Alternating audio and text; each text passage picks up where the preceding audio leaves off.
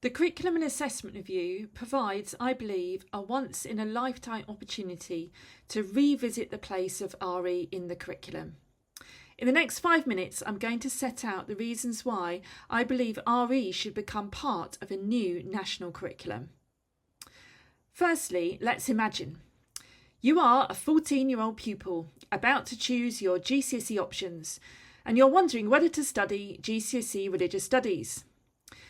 You've had a mixed experience of the subject so far, though.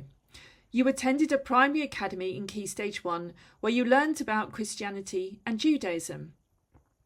At Key Stage 2, your parents moved house and the primary school you attended followed the local agreed syllabus.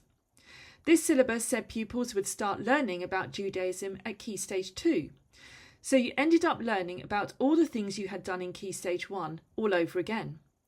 However, you had to learn very quickly about Islam as you hadn't learnt about that before, yet everyone else in the class had.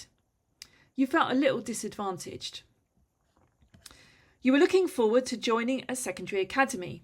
However, as everyone had done something different in RE in the primary phase, the curriculum repeated some of the things you'd done before. You're also puzzled that friends who've gone to different secondary schools don't have the same experience. One friend said they didn't have RE at all. Another said the way her religious practice was presented in the classroom didn't reflect her own experience. But another was more positive, saying they had 3 lessons a fortnight to learn in depth, and everyone was required to do GCSE Religious Studies. You wonder why there is so much inconsistency and incoherency in this RE curriculum. It all feels a little unjust and unfair to you. The theme of our charity's submission to the review was inequity. Currently, inequality, lack of diversity and injustice are built into the system in terms of the curriculum for RE. Firstly, in terms of position. The subject has a vulnerable place in the basic curriculum. It's not valued, and the introduction of the EBAC has impacted negatively on the subject. Sitting outside a new national curriculum, which would apply to all schools, including academies, would place the subject in an even more inequitable position. What will happen if it isn't in a new national curriculum is the question that I think we should be asking. Secondly, provision. The amount of time given to the RE curriculum is inconsistent. In some cases, RE appears not to be taught in certain year groups. There is an evidenced correlation between studying GCSE Religious Studies and a better overall Progress 8-point score, particularly for those who are socio-economically disadvantaged. But some pupils don't receive this opportunity. Thirdly, standards. There is no national benchmark for the subject, leading to inequity and inconsistency in terms of expectations and standards.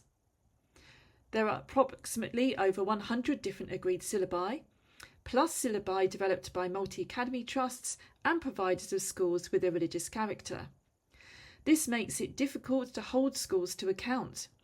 It also raises questions about effective progression and assessment as there is so much variation. And lastly, content. There is inconsistent RE subject content across all types of school. This leads to poor sequencing, weak progression, and diversity of pupil experience.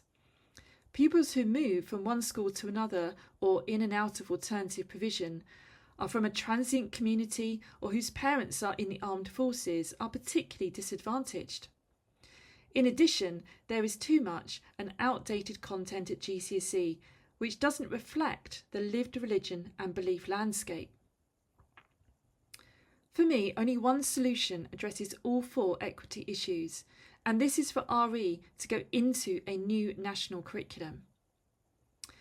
It would bring parity for RE alongside other subjects, equity of position.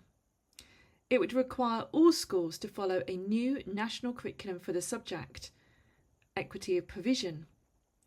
It would provide a common benchmark of standards for all schools, equity of standards. And it would provide high-level content For example, based on the National Content Standard for RE in England, published by the RE Council in 2023. Thus, equity of content. Alongside this particular focus on RE being in a new national curriculum, we have also submitted compelling evidence in relation to the subject's contribution to positive community relations and resilience, and also in promoting and protecting freedom of religion or belief. I believe it's time for change. Thank you.